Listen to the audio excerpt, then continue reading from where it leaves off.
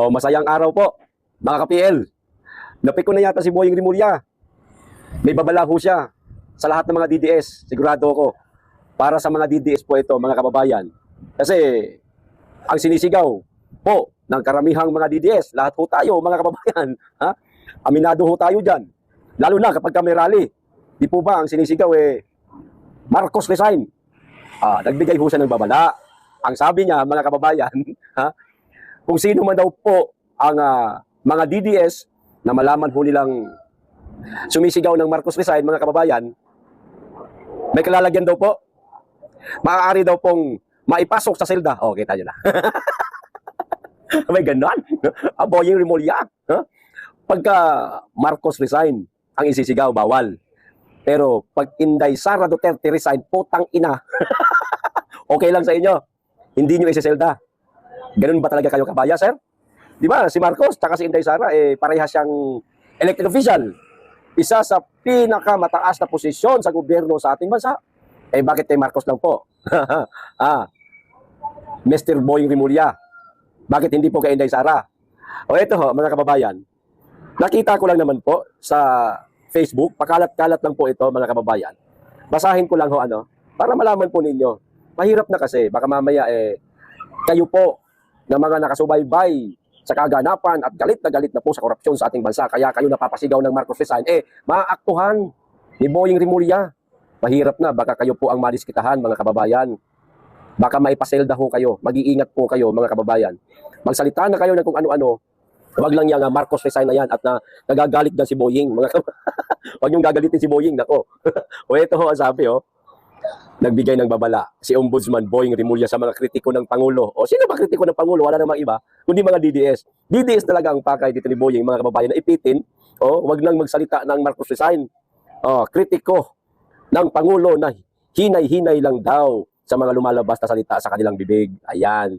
Alam nyo, itong mga salita ang Marcos resign has no place in a civil society.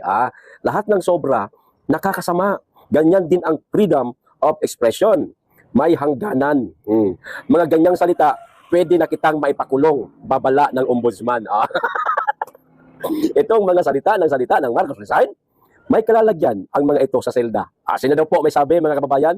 Si Crispin Boying Rimulya, ombudsman, mga kababayan. Ganito. Hindi ko po sigurado kung talagang sinabi po ito ni Boying Rimulya, basta nakita ko lang po ito sa social media. Malay natin baka pakanalang po ito, mga kababayan, ng mga vlogger na mga pula, mga tanga. Tapos makita natin, gagawa natin ng panibagong konteksto, magre-react tayo, magagalit yung iba sa atin, hindi kayang kontrolin yung emosyon, pagmumurahin sila, pagmumurahin si Boying, pagmumurahin si Marcos. Di po ba? Delikado na. Mas lalong karagdagan kaso na naman yan. Halimbawa lang kung bastusin nila ng todo itong si Boying at saka si Marcos. Pero ito, lilinawin ko po, kung totoo man po ito, mga kababayan, kung totoo po ito na sinabi ni Boying Rimulya, mapapamura talaga ako ng... Di ba? Bakit? Kay Marcos lang po Boying, isama nyo naman po si BP Inday Sara. Paano ho yung mga vlogger ni Marcos, mga supporter ni Marcos, na sumisigaw din ng Inday Sara resign? Hindi niyo po ba ilalagay sa selda, sir? Dahil ba amo mo, si Marcos lang ang dinidepensahan mo. Hindi ang pangalawang pangulo. Di ba guys, silang dalawa po ang may pinakamataas na posisyon sa ating bansa? Bakit si Marcos lang? Diba paghalata naman po yata na parang inutusan yata kayo, sir? Napikon na ba kayo? O yung mismong Palasyo Malacanang na ang napikon?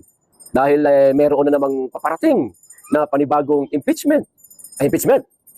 Impeachment, alam na natin yan. Impeachment kay Marcos, alam na natin yan, meron talaga yan. Pero ampaw man yan, paparating pala na rally, itong one time, big time ni Chavit Singson. Ito ho ba yung pinapangunahan na ho ninyo, sir, na sigurado ho kami mga DDS nang isisigaw dyan, Marcos resign talaga. Ito ho ba yun, sir? Itong rally na ito, pinaghahandaan ho ninyo, na sa rally na yan, bawal sumigaw ng Marcos resign at merong kalalagyan, ipapaselda ho ninyo.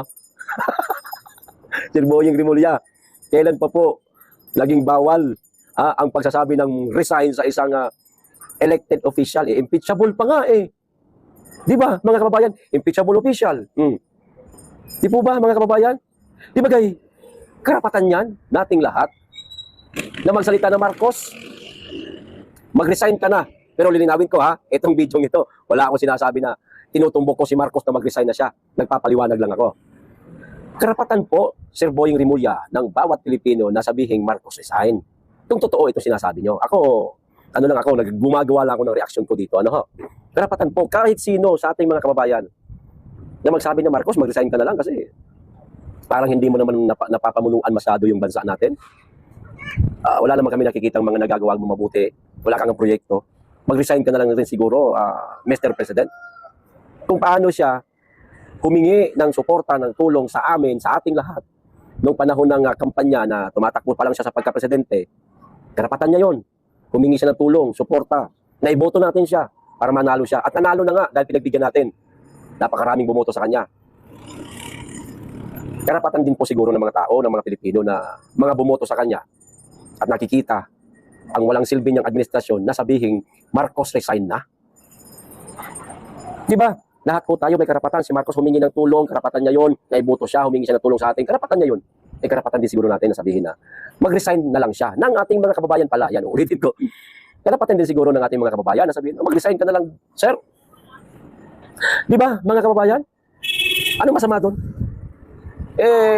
Napakarami nga ngayon, hindi lang mga simpleng mamamayan, maging mga dating general, mga retiradong general. Yung iba nga, active personnel pa ng kasundaluhan na nagbabana ng suporta niya sa kasalukuyang presidente. Di po ba? Karapatan din po nila yon na magbabana sila, magbitiw na sila ng suporta kay Bongbong Marcos, Sir Boying Rimulya. Nasa konstitusyon po ba na kapag ang isang opisyalis ng gobyerno at sinabihan mo ng resign, makukulong? Hindi naman po kasi ako abogado. Isang hamak na vlogger lamang po ako. Pero sa pagkakaalam ko, parang wala yata yan sa konstitusyon. Pasensya na po kung mali ako. Parang wala yata yan sa konstitusyon. Kundi karapatan lamang yan ng bawat Pilipino na sabihing Marcos resign. Dahil hindi niya na nagugustuhan ang pamumuno ng isang presidente o mismong ni Marcos. Ano lang yun? Magpapahayag yan ng bumibitiw na siya ng kanyang suporta. At maliban sa pagbitiw niya ng suporta, pinare-resign niya na lang. Kasi yun yung pinakasukli nung paghingi ng tulong ni Marcos noong 2022 nung tumatakbo siya sa kanyang kandidatura nung kumakandidato siya sa pagka-presidente. Sukli yan, yung Marcos resign na yan, pinagbigyan siya ng tao, ng maraming Pilipino. Ngayon hindi na nagugustuhan yung pamumuno niya. Sukli nung paghingi ng suporta ni Marcos sa publiko, itong Marcos resign dahil hindi na nga nila nagugustuhan. Simple lang, ganun lang. Mga kababayan, pero ingat-ingat pa rin po kayo Mahirap na baka mamaya tutuhanin po nila ito. O di kaya, baka totoo ito. Kasi uulitin ko, nakita ko lang po ito sa Facebook. Hindi ko po sigurado kung gaano ito totoo. Okay, ito pa po isang balita mga kababayan. Itong tungkol naman po, pag-usapan lang natin sandali. Itong tungkol kay General Torre mga kababayan. Di ba noong nakarang linggo pa lang natanggalan na po siya ng ng kanyang pagka 4-star general mga kababayan. Di ba? Inalis na sa kanya ng sapilitan nang hindi man lamang retiro itong si General Torre. Ngayon, sumagot na po si General Torre mga kababayan. Sinagot niya, bakit nagkaganon? Meron ho siyang maikling paliwanag. Ito ang sabi niya. Wala akong pinirmahang application, sabi ni Torre. Ito, basahin natin ng lahat-lahat na para maintindihan po natin. Nilinaw ni MMDA General Manager Nicolas Torre III na wala siyang pinirmahan at hindi siya nagsumite ng aplikasyon para sa optional retirement. Ayan. About pala sa optional retirement, mga kababayan. Walang pinirmahang aplikasyon si General Torre. Maaaring in-underground nito si General Torre. Ito ay kasunod ng mga ulat na umano'y nagretiro na si Torre matapos aprubahan ng National Police Commission o NAPOLCOM ang kanyang optional retirement. Ayon kay Torre, may mga usaping kailangan pang linawin. I-discuss muna namin kasi lahat naman napag-uusapan. Baka hindi lang na-discuss ng todo. Aniya, mga kababayan. Yan po ang pahayag ni General Torre, mga kababayan, na para bagang nanghihinayang, nasasaktan dahil tinanggalan na nga siya ng 4-star general. Hindi na siya 4-star general, kundi spokesperson ng MMDA. Dati, general manager, tapos bigla naging spokesperson. Torre, wawa na ho kayo, sir. Masyado na po kayong inaalipusta, sir. Napakaliit po ng tingin sa inyo. Pinaglalaruan po kayo ng Malacanang. Ito pa, Sagot ng Malacanang naman mga kababayan. Sumagot si Torre doon sa bali-balitang tinanggalan siya ng 4-star general. Ito po ang sagot ng Malacanang. Nagbabangayan na ngayon ng dalawa. Nilinaw ni Palace Press Officer Claire Castro na alam at tinanggap ni dating PNP Chief General Nicolas Torre III ang paglipat kay acting PNP Chief Lieutenant General Jose Melencio Nartates Jr. ng 4-star rank mga kababayan. Kita nyo na, ito pa naayos na po. Sabi ng Palace says Torre accepted transfer of 4-star rank to Nartates mga kababayan. Yung kanina, binasa ho natin mga kababayan. Yung tungkol po yung sa aplikasyon. Tungkol po yun sa aplikasyon na wala pang natatanggap itong si General Torre. Ito, balikan na natin ng kaunti para malinaw po. Yung aplikasyon na ito, mga kababayan, na sinasabi ni Torre na wala pa siyang pinirmahang aplikasyon, ito ho yung dapat na isumite. Hindi pa daw nagsumite ng aplikasyon. Wala pa rin siyang pinirmahan. So, para kay Torre, mga kababayan, 4-star general pa rin yata siya. Pwede ba yun? 4-star general ka, tapos nasa MMDA ka pa. Sumisweldo ka sa PNP, sumisweldo ka rin sa MMDA. Abay, napakaswerte mo namang mama ka. Torre, ito sir simplihan lang natin sir.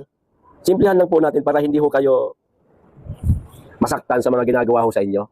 Sir, General Nicolas Torre III, hayaan nyo, general pa rin naman natawag namin sa inyo kasi dyan po kami nasanay.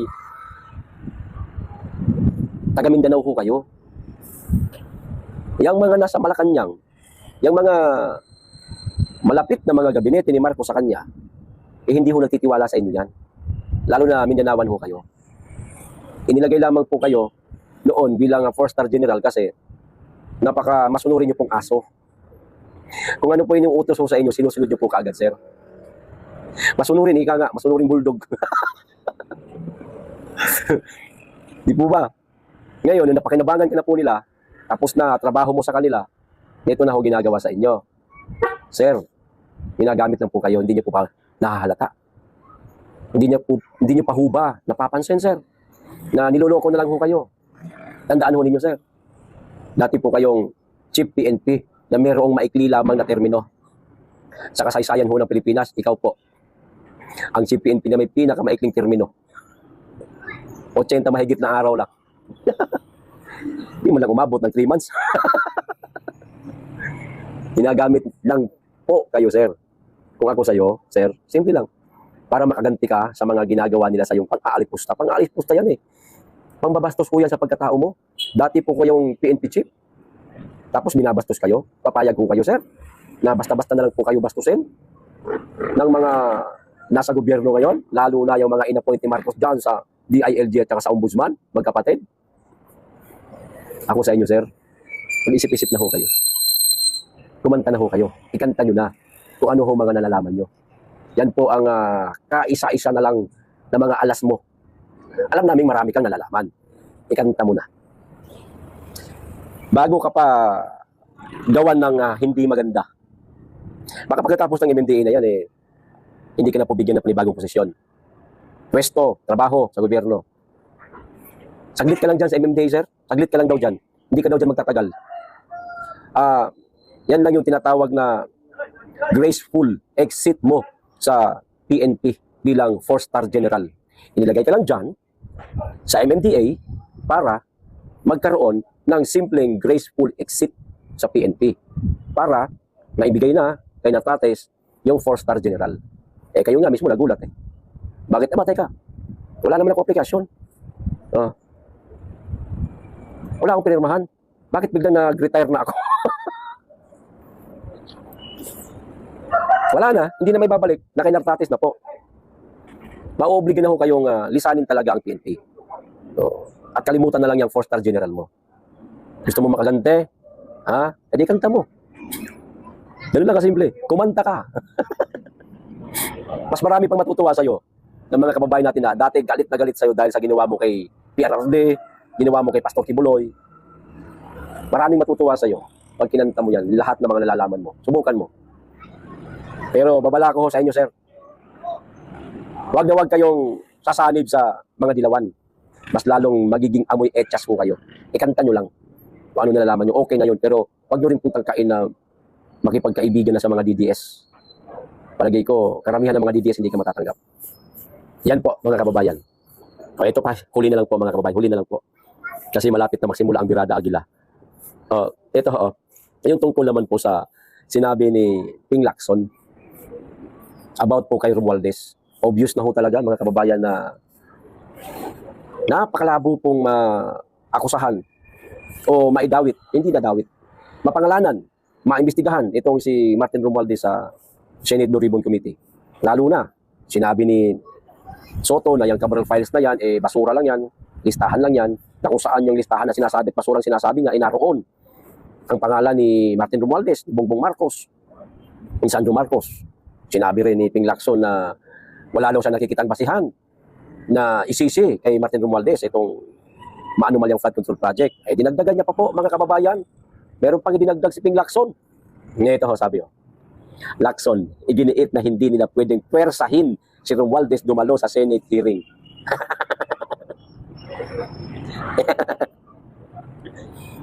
Pwersahan ba yung magpapadala ka ng supina? Kaya nga may supina naknan tutya naman Lacson So supinahan mo yung tao na gusto mong imbestigahan. Hindi po pamimwersa yun, Lacson. Sa bagay, hindi ka nga pala abogado. Hindi rin naman ako abogado, pero naintindihan ko po. Hindi ka nga pala abogado. Pulis patula ka. Ayon kay Senate President Pro Tempore Ping Lacson, si dating House Speaker Martin Romualdez lamang ang may kapangyarihang magpasya kung siya ay haharap o hindi sa mga susunod na pagdinig ng Senate Blue Ribbon Committee. So okay lang. Bahala ka na, Romualdez. Nasa yan, kung haharap ka, hindi. Basta para sa akin, hindi kita pahaharapin. Kasi wala naman ako nakikitang basihan na ipatawag ka sa Senate Blue Ribbon Committee kasi hindi ka man sangkot. Malinis ka man. Malinis, kaya pala bigla na nahimik. Hindi natin marinig. Dati kaya yabang-yabang, dami sinasabi, ngayon nahimik na. Ayaw mo pag-usapan? Akala niya siguro ligtas na siya. Hindi, Romualdez, hindi. Alam ng mga Pilipino ginagawa mo. O ito pa, ang pahayag ay kaugnay ng patuloy na nagsisiyasat ng pagsisiyasat ng Senado na sa umano'y bilyong pisong halaga ng ari-ari ang iniugnay kay Romualdez sa South Forbes. Ipinaliwanag ni Lacson na hindi maaaring pilitin ng Senado ang dating speaker na dumalo sa pagdinig dahil sa umiiral na interparliamentary courtesy sa pagitan ng dalawang kapulungan ng Kongreso. Yun, pag ginamitan po natin ng interparliamentary courtesy, oo, hindi ho talaga maaari. Pero delikadesa naman. Sana sumagot siya sa mga aligasyon sa kanya kasi ilang beses sa pinangalanan Merong diagram na ginawa ang minority block sa Senado na nagtuturo, 5 katao yata yung 4. Si Martin Romualdez ang itinuturo na kanang kamay ng mastermind. May diagram na yan Pinakita namin kahapon sa programa namin Di po ba? Hindi pa ba maliwanag yun? Ito yung mismo sinabi ni Lacson.